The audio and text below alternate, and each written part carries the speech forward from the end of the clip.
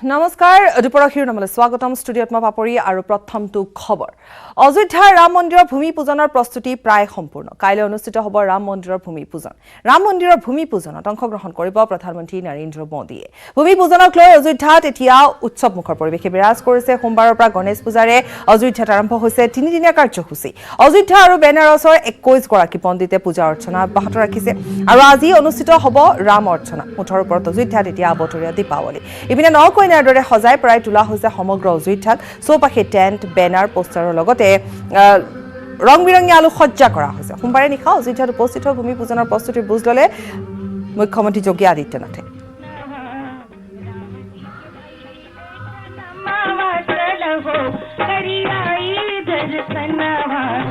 राम जी के भैरे जनमावा चलो करियाई दर्शनवा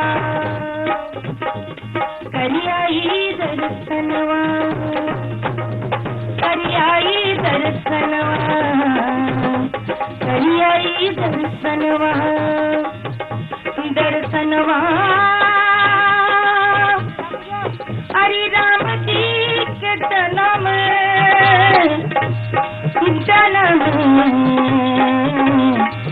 चलो हो सके करी आई दर्शन करी आई दर्शन करी आई दर्शन करी आई दर्शन करी आई दर्शन दर्शन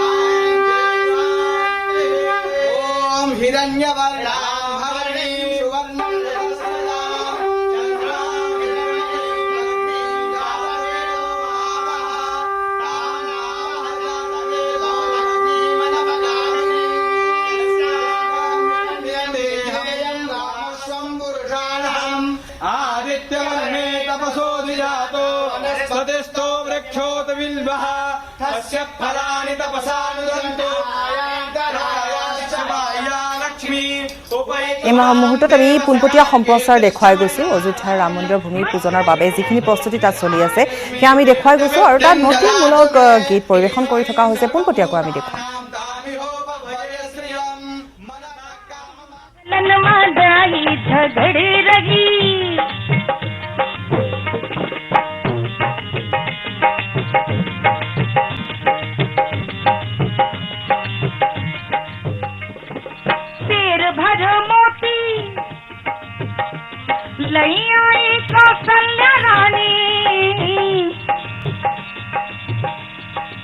कौशल्या रानी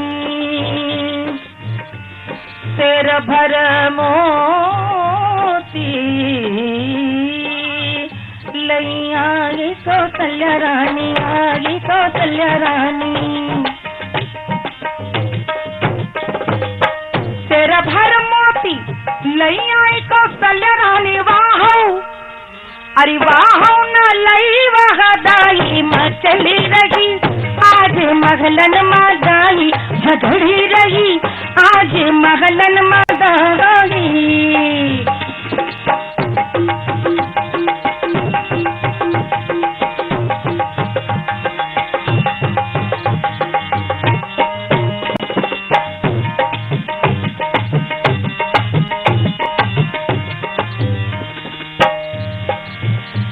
अरे सूपा भर कपड़ा लैया सुमित्रा रानी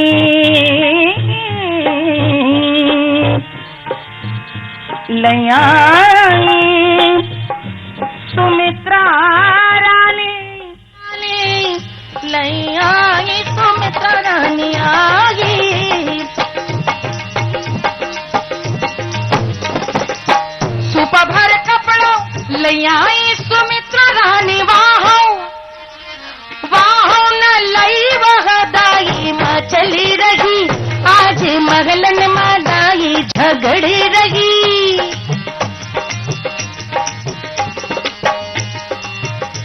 कौशल्या मनाने आई, सुमित्रा आई और फिर कैकई आई। अरे हाथन के मुंदरी उतार कैकई रानी, उतार कैकई रानी, उतार कैकई रानी। हाथन के मुंदरी उतार कैकई रानी,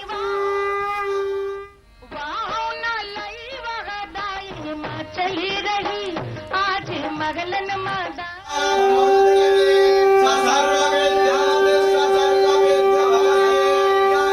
পোনপটীয়াকৈ কিছু দৃশ্যাংশ আমি এই মুহূৰ্তত দেখুৱালোঁ তাত ৰাম কথা চলি আছে আৰু এটা আমি দেখুৱাই গৈছোঁ যে কেনেধৰণৰ এটা আধ্যাত্মিক পৰিৱেশে বিৰাজ কৰিছে, ভক্তিমূলক গীতৰ চৰ্চা চলি আছে।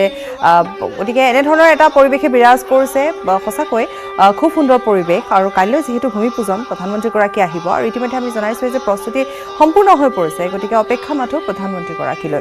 আৰু অযোধ্যাবাসী ৰাইজে ঘৰতে বহি যিহেতু পূজা অৰ্চনা বা মন্ত্ৰোচ্চাৰণ তেওঁলোকে শুনিব পাৰিব আৰু লগতে যিখিনি তাতে প্ৰধানমন্ত্ৰীগৰাকীৰ ভাষণ, সেই ভাষণো তেওঁলোকে লাউড স্পীকাৰৰ জৰিয়তে শুনিব পাৰিব ঘৰতে বহি।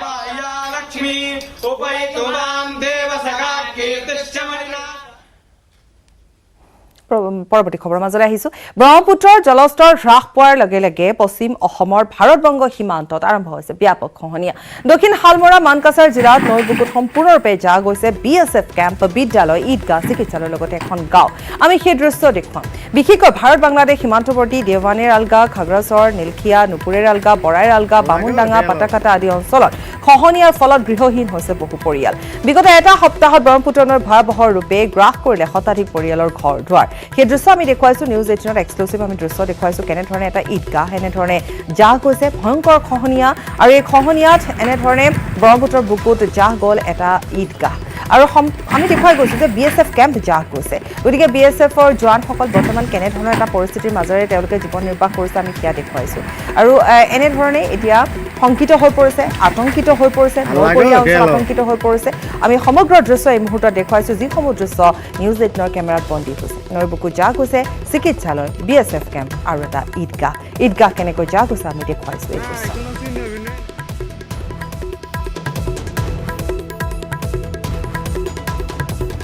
ভাৰত বাংলাদেশ সীমান্ত ইয়াত মোটামুটি 300 পৰিয়াল ঘৰ আছিল আৰু এখন ডাঙৰ হস্পিটেল আছিল ইয়াতে। তাৰ লগতে আমাৰ BSF কেম্প আছিল, স্কুলো আছিল, চৰকাৰী হস্পিটেলটো আছিলে, চৰকাৰী স্কুলো আছিল। নদী এনেকুৱা পৰিস্থিতি হৈ গৈছে, মানে 3 বিঘা 4 বিঘা একবাৰে পাক মাৰি দিয়ে আৰু দাবাই লৈ যায়। বহিৰাজ্যৰ পৰা উভতি অহা যুৱকৰ কৰ্মসংস্কৃতি। টিয়ক আদৰ্শ গাঁৱৰ যুৱকৰ অন্য এক আদৰ্শ। গাঁৱত চেলুন খুলি স্বনিৰ্ভৰশীল আদৰ্শ গাঁৱৰ যুৱক ৰমেন। 3 বছৰ দিন হায়দৰাবাদত এটা ব্যক্তিগত প্ৰতিষ্ঠানৰ নিৰাপত্তাৰক্ষী হিচাপে কৰ্মৰত আছিল ৰমেন শৰ্মা। লকডাউনৰ বাবে ঘৰলৈ ঘূৰি আহি আৰম্ভ কৰিছে চেলুনৰ ব্যৱসায়। টিয়ক আদৰ্শ গাঁৱৰ ৰমেন শৰ্মা নামৰ এই যুৱকজন এতিয়া বহুতৰ বাবে আদৰ্শ। আমাক সবিশেষ জনাব আমাৰ সাংবাদিক দিগন্ত হাজৰিকাই। অসমৰ পৰা বহিৰাজ্যত অসমৰ বহু শিক্ষিত যুৱক কৰ্মসংস্থানৰ বাবে এটা সময়ত গুচি গৈছিল। কোনোৱে যদি সুৰক্ষা কৰ্মীত নিয়োজিত হৈছিল, কোনোৱে ডাঙৰ ডাঙৰ উদ্যোগত শ্ৰমিক হিচাপে তাত নিয়োজিত হৈ আছিল। কিন্তু কৰোনা বিভীষিকাৰ সময়ত এইসকল অসমীয়া যুৱক প্ৰাণৰ মমতালৈ হেঁপাহৰ ঘৰখনলৈ উভতি আহিছিল। কিন্তু অতি দুৰ্ভাগ্যজনক কথা যে হাজাৰ হাজাৰ যুৱক অসমলৈ উভতি অহাৰ পিছত তেওঁলোক কৰ্মসংস্থাপন হৈ পৰিল। কিন্তু তেনে সময়তে কিছু কিছু যুৱকে কিন্তু এই সময়ছোৱাত তেওঁলোকে কৰ্মসংস্কৃতি গঢ়ি তুলিছে। তেনেকুৱা এগৰাকী যুৱকেই হৈছে টিয়কৰ ৰমেন দাস। মই প্ৰথমতে দৃশ্যটো চাওঁ।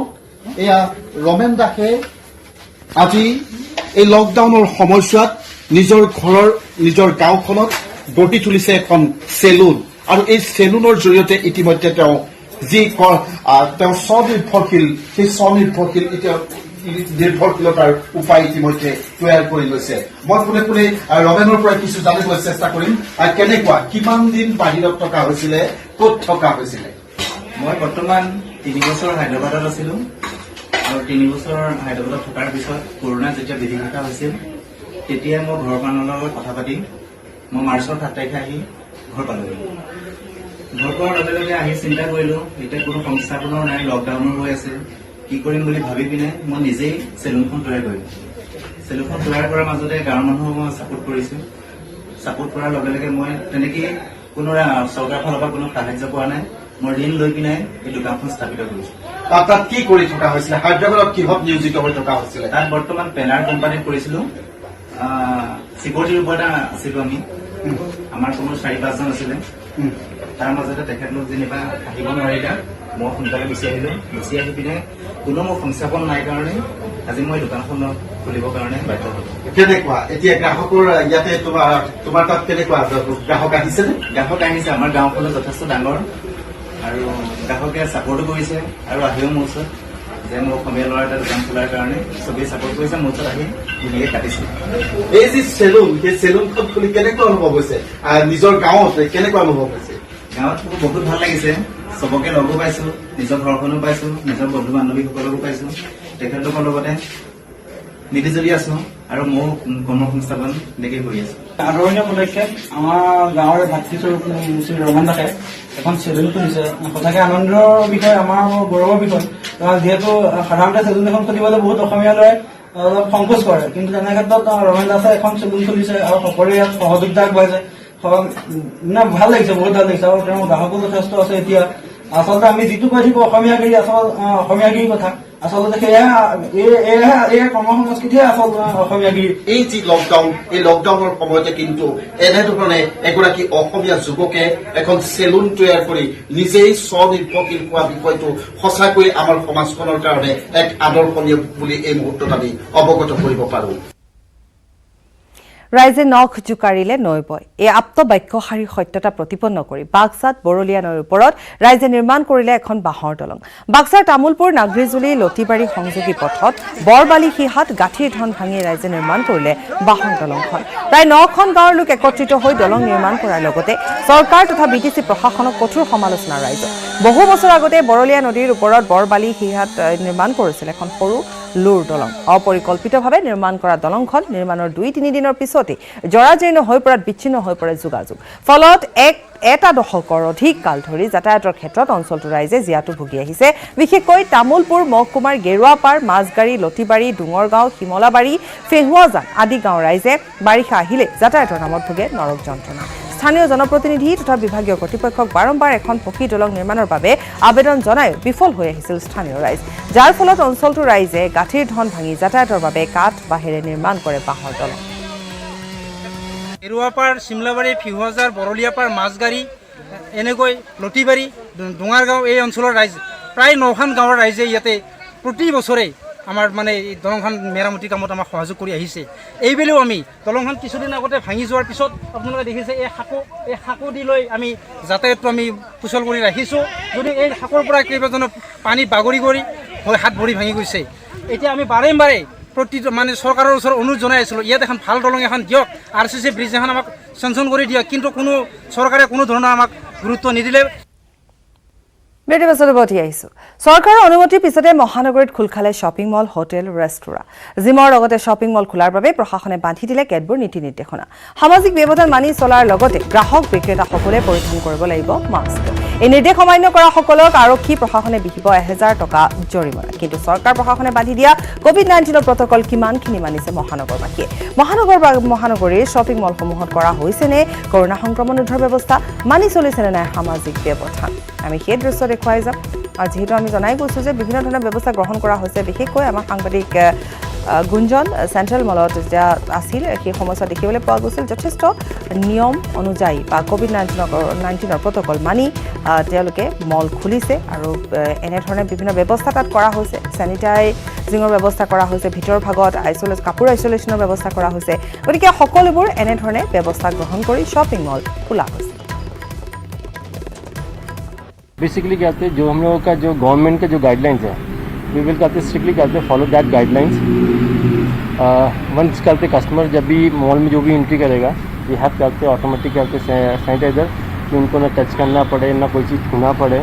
एंड वी हैव कहते स्ट्रिक्टली कहते हैं all the guidelines as per government guidelines. Social distancing, बिना मास्क के कोई मॉल के अंदर एंट्री नहीं है, हैंड सैनिटाइजिंग स्टिकरिंग और सोशल डिस्टेंसिंग जितना भी मेंटेन कर सकते हैं उसका stickering, even Aarogya Setu app and कोई भी कस्टमर अगर मॉल में आता है तो उनका data entry with contact number के साथ, इफ़ एनी वन करते हैं फाउंड इन दैट पीरियड कि अगर कोविड ये हुआ तो उस सर्कल में हम सबको कहते हैं यहाँ से पुलिस को इन्फॉर्म कर पाए कि यस ये जो सर्कल में मिला है वो नंबर में ये सर्कल में इस आवर में ये नंबर यहाँ पे मिला, हिस्ट्री रहेगा, सबके यहाँ पे हिस्ट्री रहेंगे। और जिनके आरोग्य सेतु जिनके ऐप नहीं जो इंस्टॉल करते हैं उनको हम लोग यहाँ पे इंस्टॉल करवा पा रहे हैं। और समहाउ होता है कि जिनके पास स्मार्टफोन नहीं है तो उन लोगों के लिए ये ट्रैवल हिस्ट्री उनको देना पड़ता है कि वो कोई बाहर से नहीं आए हुए हैं, ये नहीं है, उसका यहाँ पे अपडेट कराना पड़ता है। ৰঙিয়াৰ মৰাণজানত আতৰ্ক দুধৰ্ষ চোৰ, মোবাইল ফোন আৰু ষ্টেচনাৰী দোকানৰ ছাটাৰ ভাঙি ভিতৰত প্ৰৱেশ চোৰৰ। পিছে কপাল বেয়া আছিল চোৰৰ। দোকানৰ গৰাকীয়ে চোৰৰ প্ৰৱেশৰ লগে লগে চিঞৰ বাখৰ কৰা তৎমুহূৰ্ততে হোৱা দোৱা লাগে অঞ্চলটোত। ৰাইজৰ উপস্থিতি দোকানৰ পৰা পলায়ন কৰে চোৰে। অৱশ্যে ৰাইজে খেদি খেদি কৰায়ত্ব কৰে এটা চোৰক আৰু আটকাধীন চোৰটো নলবাৰী বিলপাৰৰ আখতাৰ আলী বুলি জানিব পৰা গৈছে। ধৃত চোৰটোক ধৰি বান্ধি স্থানীয় ৰাইজে গতাই দিলে আৰক্ষীক। উল্লেখযোগ্য যে এদিন পূৰ্বেও ৰঙিয়াৰ মৰাণজানত দুটা ছাগলী চোৰক ৰাইজে হাতে লোটে কৰায়ত্ব কৰিছিল। ৰঙিয়াৰ মৰাণজানত আতৰ্ক দুধৰ্ষ চোৰ, মোবাইল ফোন আৰু ষ্টেচনাৰী দোকানৰ ছাটাৰ ভাঙি ভিতৰত প্ৰৱেশ কৰে চোৰে। পিছে কপাল বেয়া আছিল চোৰৰ। দোকানৰ গৰাকীয়ে চোৰৰ প্ৰৱেশৰ লগে লগে চিঞৰ বাখৰ কৰা তৎমুহূৰ্ততে অঞ্চলটোত হোৱা দোৱা লাগে। ৰাইজৰ উপস্থিতিত দোকানৰ পৰা পলায়ন কৰে চোৰে। অৱশ্যে ৰাইজে খেদি খেদি কৰায়ত্ব কৰে এটা চোৰক। আটকাধীন চোৰটো নলবাৰী বিলপাৰৰ আখতাৰ আলী। ধৃত চোৰটোক ধৰি বান্ধি স্থানীয় ৰাইজে আৰক্ষীক গতাই দিছে। আৰু উল্লেখ কৰিব পাৰি যে এদিন পূৰ্বে ৰঙিয়াৰ মৰাণজানত দুটা ছাগলী চোৰকো এনেধৰণে ৰাইজে হাতে লোটে কৰায়ত্ব কৰি আৰক্ষীক গতাই দিছে। কম্পিউটাৰ গৰাকীয়ে আমাক ফোন কৰে, বিভিন্ন ব্যক্তিক ফোন কৰে আৰু সেইমতে আমি আহি উপস্থিত যেতিয়া হওঁ তেতিয়া তাৰমানে দুজন ল'ৰা দোকানৰ পৰা ওলাই আহে। ওলাই আহোঁতে আমি তেওঁলোকক মানে ওলাই দৌৰে, তাৰপিছত আমি তেওঁলোকক পিছে পিছে খেদি পেলাই তাৰে এজনক ধৰিবলৈ সক্ষম হওঁ। আখতাৰ আলী তেওঁৰ নাম, আৰু তেওঁক ধৰাৰ পিছত বাকী যিজন আছিল তেওঁ পলাই মানে গুচি যায়। ঐ তোৰ ঘৰ ক'ত? বিলপাৰ। কি নাম তোৰ? আখতাৰ আলী। তই কি দোকান চোৰ কৰিব আছিলি নেকি? হে ভিতৰত কিয় সোমাইছিলি তেতিয়াহ'লে? ছাটাৰ ভাঙি সোমাই দিছে। কোনে সোমাই দিছে? কোনে সোমাই দিছে? ৰাণা আৰু মাইনাই। নগাঁৱত নাৰ্ছক প্ৰহাৰ এগৰাকী চিকিৎসকৰ প্ৰহাৰত আহত হৈছে 4গৰাকীকৈ নাৰ্ছ। ডক্টৰ প্ৰদীপ শইকীয়াৰ বিৰুদ্ধে মাৰপিটৰ অভিযোগ উত্থাপিত হৈছে। নগাঁও কপিলী নাৰ্ছিং হোমত সংঘটিত হৈছে এই ঘটনা। চিচিটিভিত বন্দী হৈছে সমগ্ৰ দৃশ্য। মাৰপিটৰ দৃশ্য বন্দী হৈছে চিচিটিভি কেমেৰাত। আৰু ইতিমধ্যে নাৰ্ছ কেইগৰাকীয়ে অভিযোগ দাখিলৰ কথা জনাইছে। আৰু কেনেধৰণে কি কাৰণত মাৰপিট কৰিছিল সেয়া সংবাদ মাধ্যমৰ আগত জনাইছে। জানিব পৰা অনুসৰি এগৰাকী ৰোগীক লৈ উত্তেজিত হৈ পৰে চিকিৎসকগৰাকী। ৰোগীগৰাকীক তেওঁ প্ৰথমতে চিকিৎসাধীন কৰিছিল, কিন্তু পৰৱৰ্তী সময়ত সেইগৰাকী ৰোগীক অন্য এগৰাকী চিকিৎসকে চিকিৎসা প্ৰদান কৰাক লৈ যিহেতু উত্তেজিত হৈ পৰে এগৰাকী চিকিৎসক। আৰু তাৰ পাছতে কেনেধৰণে ওপৰত জোপৰি প্ৰহাৰ কৰিছে নাৰ্ছগৰাকীক সেয়া আপোনালোকে প্ৰত্যক্ষ কৰিছে চিচিটিভি কেমেৰা। যথেষ্ট চাঞ্চল্যৰ সৃষ্টি হৈছে। কপিলী নাৰ্ছিং হোমৰ এই কাণ্ডক লৈ যথেষ্ট চাঞ্চল্যৰ সৃষ্টি হৈছে এতিয়া সৰ্বত্ৰতে।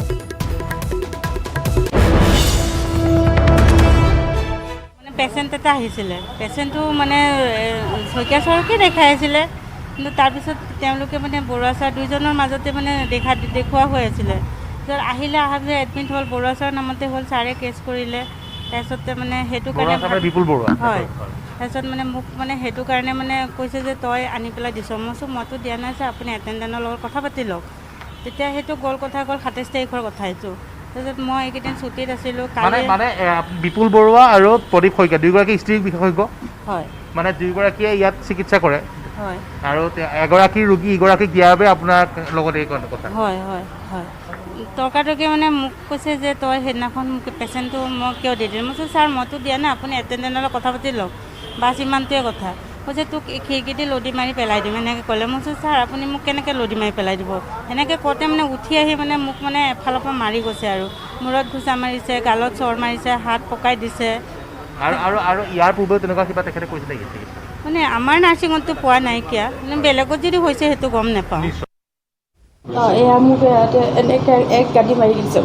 কিবা পেচেণ্ট এটা অহাৰ লগতে লাগিছে, মানে পেচেণ্ট এটা ছাৰৰ পেচেণ্ট আছিলে বোলে, বেলেগ ছাৰে কৰিলে, বেলেগ এটেণ্ডেণ্টে নিজে বেলেগত ছাৰক দেখুৱাইছে, সেইকাৰণে চিষ্টাৰক মাৰিছে। আমি কৈ দিছোঁ মানে বেলেগ ডক্টৰক দি দিছোঁ বুলি কৈ দিছে আমাক। পাৰ্মানেণ্ট নে কি নাজানো, ছাৰহঁতেহে গম পাব। ইয়াত যিকেইজন ডক্টৰ আছে সেইকেইজনেহে গম পাব।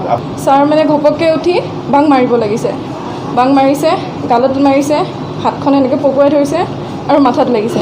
সীমাবা আৰু মই পিছতে আছিলোঁ বায়ে সীমাবাই ববিবাক যেতিয়া মানে ধৰিব গৈছেগৈ ছাৰে এনেকৈ দিওঁতে গাঁতিটো মাৰিতে বাৰুদ ফাটিছে ৰাইজৰ উখত সধিয়াৰ বিধায়ক বলেন চেতিয়া কুণ্ডিলৰ খহনীয়া পৰিদৰ্শন কৰিবলৈ গৈ দল সংগঠন আৰু ৰাইজৰ প্ৰশ্ন থকা সৰকা বিধায়কগৰাকী কুণ্ডিল নদীত বুকুত ৰাইজে ঐক্যবদ্ধ প্ৰচেষ্টাৰে খান্দি থকা নলাটো পৰিদৰ্শন কৰাৰ লগতে খহনীয়া পৰিস্থিতিৰ সামগ্ৰিক ক্ষতি বুজ লোৱাৰ উদ্দেশ্যেৰে পাগলাম গাঁৱত উপস্থিত হৈছিল বিধায়ক বলেন চেতিয়া কিন্তু বিধায়কগৰাকীক বিভিন্ন প্ৰশ্নৰে থকা সৰকা কৰে উপস্থিত ৰাইজ আৰু দল সংগঠনৰ নেতৃবৃন্দই আমি দেখুৱাইছোঁ কেনেধৰণে এটা বহু ধৰণৰ প্ৰশ্ন তেওঁলোকে উত্থাপন কৰিছে যথেষ্ট ক্ষোভিত হৈ পৰিছে ৰাইজ যথেষ্ট ক্ষোভ আছে ৰাইজৰ মনত কাৰণ সমস্যাৰ সৃষ্টি হৈছে সমস্যাৰ সন্মুখীন তেওঁলোক হ'বলগীয়া হয় গতিকে বিধায়কগৰাকীক বিভিন্ন প্ৰশ্ন কৰে বিভিন্ন প্ৰশ্নৰে থকা সৰকা কৰিলে বিধায়কগৰাকীয়ে চাবলৈ গৈছিল বুজ ল'বলৈ গৈছিল পৰিদৰ্শন কৰিবলৈ গৈছিল কিন্তু তাৰ পাছতে ৰাইজৰ ৰোষত পৰিল বিধায়কগৰাকী প্ৰক্ৰিয়াটো কৰোঁতে বুলি তেওঁলোকে ডিপাৰ্টমেণ্টত কেতিয়া কিমান লগালে শুনিছা ছাৰ এটা কথা মই জানো ডিপাৰ্টমেণ্টতে তোমালোকে টেণ্ডাৰ কৰোঁতে চেংচন হোৱাৰ পিছত টেণ্ডাৰ কৰোঁতে তেওঁলোকে দুমাহ লগাইছে এটা কথা মই জানো আমাৰ দুখ নাই নহয় নহয় ছাৰ জনপ্ৰতিনিধি হিচাপে আপোনাৰ দায়িত্ব আছে আপুনি 15 বছৰ শাসন কৰিলে টকাৰ কাৰণে পইচা গৰাখহনীয়া সমস্যাৰ নামত আপুনি কোনো এটা সমাধান নকৰিলে এইবাৰ কিমান 8 বিঘাতকৈ অধিক কৃষি ভূমি এই পইচা গৈছে 5 মাইলৰ ৰাস্তাটো ক'ৰপৰা পইচা আহিলে বিয়াৰ চৰণি পইচা ক'ৰপৰা আহিলে ইয়াতে ঘুম কচিল আগতে পইচা আহিছে তাৰ আগতেও পইচা আহিছে এনেই আহিছে নেকি পইচা সমাধান কিয় হোৱা নাই এই কুণ্ডিল নদী হয় এনেকুৱা ইয়াত আজি কাম কৰিলে তাত খানে ইয়াত কাম কৰিলে তাত খানে এতিয়া আপোনাৰ যিখিনি দায়িত্ব আপুনি পালন কৰাই নাই ঠিক আছে আপুনি আহিলে আহিছে ধন্যবাদ জনাইছোঁ কিন্তু আজি আপুনি ব্যক্তিগত হিচাপে আহিছে যাতে এই সমস্যাখিনি লৈ যাতে আপুনি ৰাজনীতি নকৰে যদি ৰাজনীতি কৰে ছাৰ আমি কিন্তু আপোনাক সঠিক প্ৰতিৰোধ দিম ছাৰ ব্ৰেকিং নিউজ ইউপিএছচিৰ চিভিল সাৰ্ভিসৰ পৰীক্ষাৰ ফলাফল ঘোষণা কৰা হৈছে এইবাৰৰ পৰীক্ষাৰ ফলাফলত উজ্বলিল অসমৰ 2 মেধাৱী সন্তান চিভিল সাৰ্ভিসৰ ফলাফলৰ 59 নম্বৰ স্থানত আৰণ্য শইকীয়া প্ৰাক্তন ডিজিপি কুল শইকীয়াৰ পুত্ৰ আৰণ্য শইকীয়া ইতিপূৰ্বে উত্তীৰ্ণ হৈছিল চিভিল সাৰ্ভিস পৰীক্ষাত আৰক্ষী সেৱাৰ বিষয়া হিচাপে নিযুক্ত হৈ আছে শইকীয়া 766 সংখ্যক স্থান লাভ কৰিছে তপন ডেকাই পুনৰ জনাইছো ইউপিএছচিৰ চিভিল সাৰ্ভিসৰ পৰীক্ষাৰ ফলাফল ঘোষণা কৰিছে আৰু এইবেলি পৰীক্ষাত ফলাফলত উজ্বলি উঠিল অসমৰ 2 মেধাৱী সন্তান চিভিল সাৰ্ভিসৰ ফলাফলত 59 নম্বৰ স্থানত আছে আৰণ্য শইকীয়া আৰু প্ৰাক্তন ডিজিপি কুল শইকীয়াৰ পুত্ৰ আৰণ্য শইকীয়া ইতিপূৰ্বেও চিভিল সাৰ্ভিসৰ পৰীক্ষাত উত্তীৰ্ণ হৈছিল আৰক্ষী সেৱাৰ বিষয়া হিচাপে নিযুক্ত হৈ আছে আৰণ্য শইকীয়া 766 সংখ্যক স্থান লাভ কৰিছে আন এগৰাকী মেধাৱী তপন ডেকাই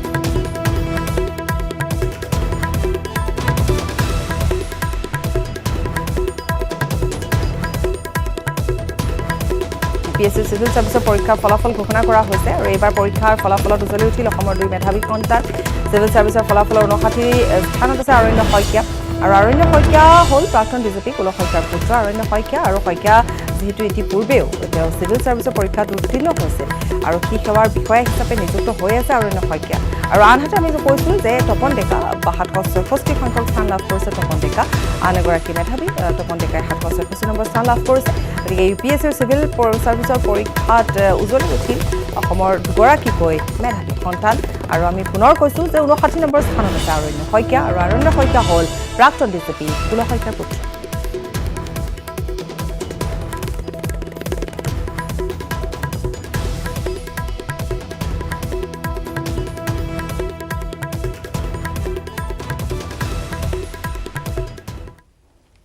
ৰঙিয়াৰ বগৰীবাৰী বৰ্ণাঢ্য সহায়ৰ হাত আগবঢ়ালে ৰাজ্যৰ কেইবাগৰাকীও জনপ্ৰিয় কণ্ঠশিল্পীয়ে পুথিমাৰী নৈৰ বানত সৰ্বশ্ৰান্ত হোৱা লোকক সহায় কৰিবলৈ ওলাই আহিল অসমৰ কেইবাগৰাকীও জনপ্ৰিয় কণ্ঠশিল্পী দুৰ্যোগৰ সময়ত সাধ্য অনুযায়ী বানত ককবকাই থকা প্ৰায় 2 শতাধিক পৰিয়ালৰ মাজত সাহায্য বিতৰণ কৰে বহুকেইগৰাকী ব্যক্তিৰ সহযোগত বৰঙণি তুলি দলটোৱে বানাক্ৰান্তৰ মাজত সাহায্য বিতৰণ কৰে জনপ্ৰিয় কণ্ঠশিল্পী ভৃগু কাশ্যপ মন্টুমণি শইকীয়া ৰূপালী কাশ্যপ নিৰ্মালী দাস আৰু গীতালী কাকতিয়ে চাউল দাইলৰ পৰা আৰম্ভ কৰি ব্লিচিং পাউডাৰ মাস্ক স্যানিটাইজাৰ মহিলাৰ স্যানিটাৰী নেপকিন অন্যান্য অত্যাৱশ্যকীয় সামগ্ৰী আদি ৰাইজৰ মাজত বিতৰণ কৰিছে